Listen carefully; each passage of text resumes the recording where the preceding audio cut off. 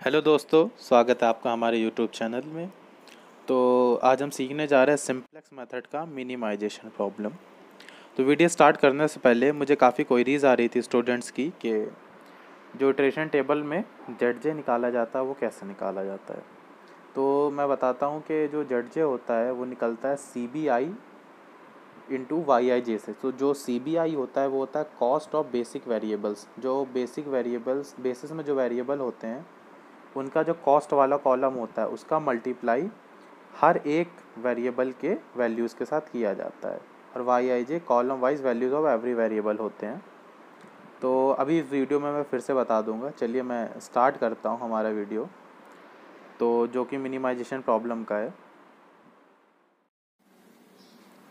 तो ये वीडियो देखने से पहले डिस्क्रिप्शन में लिंक दिया हुआ है मैंने मैक्सिमाइजेशन सिंप्लेक्स के प्रॉब्लम का, तो वो जाकर आप एक बार गो थ्रू कर लीजिए।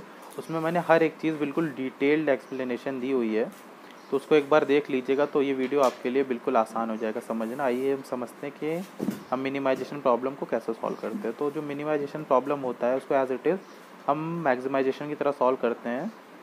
तो मिनिमाइजेशन को पहले तो हम मैक्सिमाइजेशन में कन्वर्ट कर लेते हैं। तो उसके लिए हमें करना क्या होता है, जो ऑब्जेक्टिव फंक्शन होता है उसको हम पहले तो माइनस से मल्टीप्लाई कर लेंगे, मैक्सिमाइजेशन में कन्वर्ट करेंगे। तो जो ऑब्जेक्टिव फंक्शन है वो मिनिमाइजेशन है, उसका जो भी ऑब्जेक्टिव फंक्शन को हम माइनस से मल्टीप्लाई करके उसको मैक्सिमाइजेशन बना लेंगे। देखिए minimisation z equal to -3x1 + 4x2 दिया हुआ है।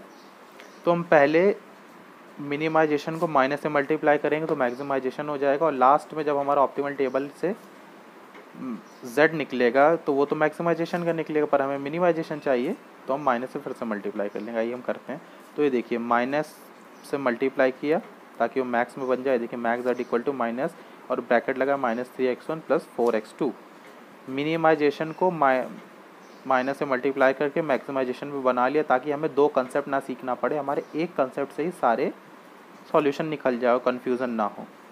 तो ये हो गया 3x1 - 4x2। अब सब्जेक्ट टू कंस्ट्रेंट जो होगा वो होगा हमारा, सब कंस्ट्रेंट में हमें कुछ नहीं करना है, बस मिनिमाइजेशन के ऑब्जेक्टिव फंक्शन को माइनस से मल्टीप्लाई करके मैक्सिमाइजेशन बना लिया। लास्ट में जो हमारा z आएगा उसको एक बार फिर से माइनस से मल्टीप्लाई कर देंगे। तो ये देखिए फर्स्ट कंस्ट्रेंट हो गया हमारा x1 + 2x2 <= 8। सेकंड कंस्ट्रेंट होगा 3x1 + 2x2 <= 12। अब हम करते क्या है, जैसे हम मैक्सिमाइजेशन प्रॉब्लम में स्लैग वेरिएबल, क्योंकि <= कंस्ट्रेंट हम स्लैग वेरिएबल को इंट्रोड्यूस करते हैं जिसकी कॉस्ट ऑब्जेक्टिव फंक्शन में 0 हो जाती है। आप अगर मेरा वो लास्ट वाला मैक्सिमाइजेशन वाला वीडियो देखोगे तो उसमें मैंने हर चीज़ बताई है कि स्लैग हम क्यों डालते हैं और इसका क्या यूज़ होता है टेबल में। तो आप उसको देख लेंगे एक बार तो आपको और अच्छे से आ जाएगा। तो आइए करते हैं। तो हमने मिनिमाइजेशन से मैक्सिमाइजेशन बना लिया ऑब्जेक्टिव फंक्शन को माइनस से मल्टीप्लाई करके। तो अब ये हो गया हमारा 3x1 - 4x2 subject to constraint x1 + 2x2 + s1। First constraint में स्लैग s1 आएगा इक्वल टू 8। सेकंड कंस्ट्रेन में हम स्लैग या स्लैग ऐड करने के बाद सरप्लस और आर्टिफिशियल कंसेप्ट हम बाद में पढ़ेंगे। तो जो स्लैग का कंसेप्ट होता है वो <= कंस्ट्रेंट में लगाते हैं। तो स्लैग ऐड करने के बाद हमारा <= कंस्ट्रेंट इक्वल टू हो जाता है। तो फर्स्ट में s1 सेकंड में s2 हमने स्लैग डाल दिया, हमारे दोनों कंस्ट्रेंट हो गए। तो अब हमें करना क्या होता है, पहले तो हम देखते हैं RHS हमारा पॉजिटिव होना चाहिए, अगर नहीं तो माइनस से मल्टीप्लाई कर लेंगे। कंस्ट्रेंट का RHS पॉजिटिव बनाते हैं, उसके बाद स्लैग डालते हैं, उसके बाद प्रॉब्लम से सारा डेटा निकाल के हम टेबल में फिल करते हैं। तो आइए हम फिल करते हैं। जो हमारा CJ है वो ऑब्जेक्टिव फंक्शन के सारे वेरिएबल के करस्पॉन्डिंग वैल्यूज़ हैं। तो x1 के करस्पॉन्डिंग 3, x2 के करस्पॉन्डिंग -4। अब देखिए s1 तो 0 होगा, मैंने बताया था s2 0 होगा, स्लैग के कॉस्ट 0 हो जाती है ऑब्जेक्टिव फंक्शन में। तो ये देखिए 0 0 है तो 0 फिल कर लेंगे, 0 लिख लेंगे यहाँ पे हम। अब उसके बाद कंस्ट्रेंट्स की वैल्यू डालेंगे, आपके ऊपर है, आप पहले या तो बेसिक वेरिएबल्स डाल दीजिए या कॉस्ट डाल दीजिए या कंस्ट्रेंट डाल लीजिए। आप जैसे जैसे करने लगेंगे आपको आने लगेगा प्रैक्टिस पे। तो पहले हम, अगर आप बिगनर है तो आप ऐसे लिखिए, पहले पहला कंस्ट्रेंट डालिए। देखिए फर्स्ट कंस्ट्रेंट में x1 के करस्पॉन्डिंग जो भी वैल्यू होगी वो होगी 1, x2 के करस्पॉन्डिंग जो होगी वो होगी 2, s1 के करस्पॉन्डिंग जो होगी 1, s2 के करस्पॉन्डिंग 0, xb जो होता है वही सॉल्यूशन देता है, यही कॉलम xb का, तो वो 8 हो जाएगा। 3x1 सेकंड कंस्ट्रेंट 2 हो जाएगा x2 के करस्पॉन्डिंग, s1 इसमें है 0, s2 है 1, ये देखिए। xb जो होगा वो 12 हो जाएगा।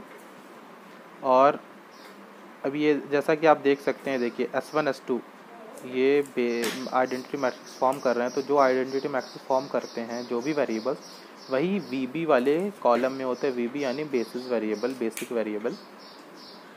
भाई हम लिख लेते हैं s1 s2 वीबी वाले कॉलम में जो भी आइडेंटिटी मैट्रिक्स फॉर्म कर रहे हैं उनका लिख लेंगे, s1 s2 हो गया। अब हमें निकालना होता है zj and zj minus cj, तो हम लिखते हैं zj जो कि ये देखिए कॉलम वाइज निकलेगा हमारा zj minus cj।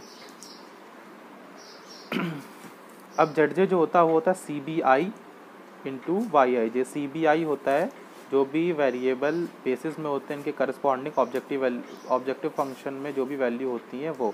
s1 s2 का ऑब्जेक्टिव फंक्शन में 0 0 वैल्यू, ये देखिए cbi इंटू yij। yij होता है हर एक वेरिएबल के करस्पॉन्डिंग जो भी वैल्यूज़ होती हैं वो होती हैं yij, x1 x2 s1 s2 सबके करस्पॉन्डिंग।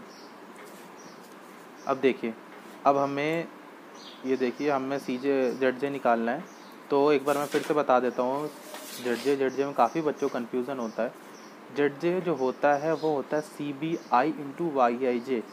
अब cb क्या होता है, कॉस्ट होती है बेसिस वेरिएबल की, वो वेरिएबल जो बेसिस में होते हैं यानी आइडेंटिटी मैट्रिक्स फॉर्म कर रहे होते हैं जैसे s1 s2, उनकी ऑब्जेक्टिव फंक्शन में कॉस्ट है 0 0। देखिए s1 0 s2 0, तो cb है कॉस्ट जो बेसिस वेरिएबल बेसिस में होते हैं इनके करस्पॉन्डिंग जो भी कॉस्ट होती है उसका हर एक वेरिएबल के कॉलम से मल्टीप्लाई। ये देखिए cb में देख सकते हैं आप, s1 s2 के ऑब्जेक्टिव फंक्शन के करस्पॉन्डिंग वैल्यू 0 0। अब देखिए 0 हर, और yij अब ये देखिए 0 इंटू 1, cb कॉस्ट है बेसिस वेरिएबल की और हर एक वेरिएबल के करस्पॉन्डिंग वैल्यूज। अब 0 और x1 के कॉलम में देखिए cb का कॉलम 0 0, x1 का कॉलम है 1 और 3, तो 0 इंटू 1 प्लस 0 इंटू 3, तो टोटल हो गया हमारा 0। cb i into yij 0 into 1 plus 0 into 3 0, 0 into 2 plus 0 into 2 0। अब ये देखिए cb में सारा 0 है तो ऑब्वियस सी बात है 0 हो जाएगा। अब zj माइनस cj हमने zj कैलकुलेट किया। अब zj माइनस cj देखिए 0 minus 3 minus 3, 0 minus minus 4 plus 4, 0 minus 0 0, 0 minus 0 0। अब मोस्ट नेगेटिव एलिमेंट हम लेते हैं, उसके करस्पॉन्डिंग जो भी कॉलम है उसको मार्क कर लेंगे। ये देखिए zj माइनस cj की रो में most negative element corresponding column mark कर लिया। अब ये देखिए जो भी कॉलम आया x1 का, अब इसका हम रेशियो निकालते हैं जो कि होता है xbi अपॉन xij, 8 अपॉन 1, ये देखिए 8 आया। अब 12 अपॉन 3 आया 4। अब रेशियो जैसा आप देख सकते हैं मिनिमम रेशियो, तो मिनिमम लेना होता है वो है 4। अब ये देखिए मोस्ट नेगेटिव करस्पॉन्डिंग कॉलम और मिनिमम रेशियो के करस्पॉन्डिंग रो का जो इंटरसेक्शन एलिमेंट होता है वो होता है की एलिमेंट, जिसको काफ़ी लोग पिवट भी कहते हैं। तो यहाँ पे हमारा आ गया 3। अब देखिए zj माइनस cj के रो में सारे या तो ग्रेटर देन इक्वल टू 0 होने चाहिए, लेकिन यहाँ नहीं, तो हम फर्दर प्रोसीड करेंगे। अब cj का as it is value copy कर लेंगे सेकंड टेबल में और उसके बाद cj की वैल्यू ये देखिए -3 है, zj माइनस cj, ये ऑप्टिमलिटी कंडीशन को फॉलो नहीं कर रहा। अब देखिए जो भी हमारा बेसिस में देखिए s2 था, तो अब पिवट एलिमेंट के करस्पॉन्डिंग जो भी बेसिस में होता है वो एग्जिट कर जाता है, उसके करस्पॉन्डिंग जो भी cj होता है वो आ जाता है। अब s1 अपनी जगह बना रहेगा। ये देखिए 3 के करस्पॉन्डिंग s2 था वो हट गया और x1 था cj वेरिएबल वो आ गया। अब x1 की वैल्यू लिख ली 3। अब अब देखिए एंट्री कैसे करनी होती है, जो भी पिवट कॉलम या जो भी की एलिमेंट या पिवट एलिमेंट वाली रो होती है उसको एज इट इज़ लिखना होता है और सारे एलिमेंट को पिवट से डिवाइड कर लेते हैं। अब 3 divide by 3 1, 2 divide by 3 2 divide by 3 और 0 डिवाइड बाई 3 0, और बाकी जो पिवट वाला जो कॉलम होता है उसके ऊपर नीचे सारे 0 हो जाते हैं। अब ये देखिए पिवट एलिमेंट वाली रो को एज इट इज़ हम लिख लेते हैं, लेकिन हर एक एलिमेंट को पिवट से डिवाइड करना होता है। और पिवट वाले कॉलम में पिवट एलिमेंट को छोड़ के ऊपर नीचे सारे ज़ीरो हो जाते हैं। बाकी एंट्रीज हमें कैसे फिल करनी होती है, वो करनी होती हैं जितनी भी बाकी एंट्रीज होती हैं, पहले तो हम पिवट वाले कॉलम रो को एज इट इज़ लिख लेंगे, सारे एलिमेंट को पिवट से डिवाइड करके। देखिए 3 divide by 3 1, 2 divide by 3 0, divide by 3 0, 1 divide by 3 12, divide by 3 4, और कॉलम में पिवट को छोड़ के ऊपर नीचे 0। बाकी एंट्रीज हमें करनी होती है required element into key minus key के करस्पॉन्डिंग जो भी एलिमेंट होता है उसका diagonal multiply whole divide by key. अब ये देखिए required into key minus diagonal, ये देखिए अब हम करते हैं। देखिए x2 का जो पहला x2 वाले कॉलम में जो पहली एंट्री आएगी वो आएगी, देखिए 2 इंटू 3 6, रिक्वायर्ड है 2 इंटू 3 या पिवट 2 इंटू 3 6 माइनस पिवट के डायगनल है 2 और उसका पिवट के करस्पॉन्डिंग टू 2 उसका डायगनल से मल्टीप्लाई 1, 2 इंटू 3 6 माइनस 2 4 बाई 3। ये देखें रिक्वायर्ड है 2 इंटू 3 पिवट माइनस पिवट के करस्पॉन्डिंग है 2 एंड 2 का डायगनल से 1। अभी देखिए 0 इंटू 3 माइनस 1 बाई 3, 8 3 जा 24 माइनस 12, तो 12 डिवाइड बाई 3 4। रिक्वायर्ड, अब हम जेड जे माइनस सी जे निकालेंगे, तो जेड जे निकालेंगे तो जेड जे हो जाएगा 3 into 1 3, 3 into 2 by 3 2, 3 into 0 0, 3 into 1 by 3 1, 3 into 4 12। अब जेड जे माइनस ये 3 माइनस 3 जो हमारा होगा वो होगा 0 2 प्लस 4 6 0 माइनस 0 0 1 माइनस 0 1। अब ये देखो ऑप्टिमलिटी कंडीशन हमारी रीच हो गई है। All the element in the row of Z J minus C J is either 0 और ग्रेटर देन 0। ये देखिए, तो अब हम इसका सॉल्यूशन कैसे निकालना होता है। अब ये देखो ऑप्टिमलिटी कंडीशन रीच हो गई है। You can also see each and every element in the column in the row of Z J minus C J is either 0 और ग्रेटर देन 0। और जो भी वेरिएबल बेसिस में होते हैं उनका हमेशा जेड जे माइनस सी जे 0 होता है। अब ये देखिए x1 का x1 देखिए 4 हो जाएगा, ये देखिए क्योंकि x1 ये देखिए और x2 बेसिस में नहीं है तो 0 हो जाएगा। मैक्सिमम z की वैल्यू होगी 12, लेकिन हमें मैक्सिमम नहीं मिनिमम निकालना है। तो स्टार्टिंग में हमने माइनस से मल्टीप्लाई किया था, तो हम एक बार फिर से माइनस से मल्टीप्लाई कर लेंगे।